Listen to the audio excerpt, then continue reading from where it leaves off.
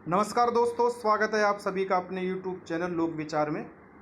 उत्तर प्रदेश के टीजीटी के अंतर्गत बाबूलाल सक्सेना का जो संस्कृत व्याकरण प्रवेशिका नाम की पुस्तक लगी है, आज उससे हम ईकारांत पुल्लिंग शब्दों के बारे में चर्चा करेंगे कि ईकारांत पुल्लिंग जो शब्द हैं उनका उच्चारण, उनका वाचन, इसके बाद और कौन कौन से ईकारांत पुल्लिंग शब्द रूप हैं जिनसे प्रश्न पूछे जाते हैं या जिनके प्रायः रूप हमें याद रखने चाहिए।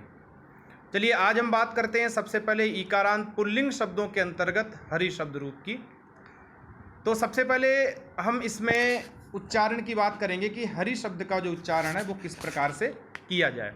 तो आप देखिए, हरि, हरि, हरयः, हरिम, हरि, हरीन, हरिणा, हरिभ्याम, हरिभिः, हरये, हरिभ्यां, हरिभ्यः, हरेः, हरिभ्यां, हरिभ्यः, हरेः, हर्योः, हरीणां, हरौ, हर्योः, हरिषु, हे हरे, हे हरि, हे हरयाः।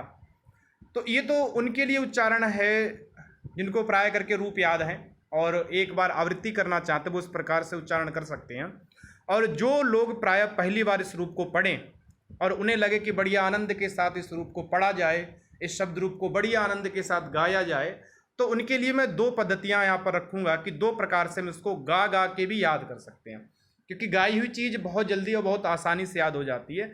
तो उसमें पहला इस प्रकार से गा सकते हैं, हरि ही हरि, हरयः, हरिम, हरि, हरीन, हरिणा, हरिभ्यां, हरिभिः, हरये, हरिभ्यां, हरिभ्यः, हरेः, हरिभ्यां, हरिभ्यः, हरेः, हर्योः, हरीणां, हरौ, हर्योः, हरिषु, हे हरे, हे हरि, हे हरयः।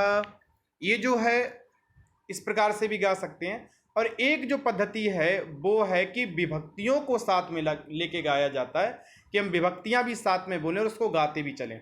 जैसे देखिए, हरि हरि हरयः इति प्रथमा, हरिम हरि हरीन इति द्वितीया, हरिणा हरिभ्यां हरिभिः इति तृतीया, हरये हरिभ्यां हरिभ्यः इति चतुर्थी, हरेः हरिभ्यां हरिभ्यः इति पंचमी, हरेः हर्योः हरीणां इति षष्ठी और हरौ हर्यो हरिषु इति सप्तमी, हे हरे, हे हरि, हे हरयः इति संबोधन। तो ये जो हरि ईकारांत शब्द रूप है इसके इस प्रकार से उच्चारण किया जाता है। इसमें आपको कुछ बातों को बस याद रखना पड़ेगा।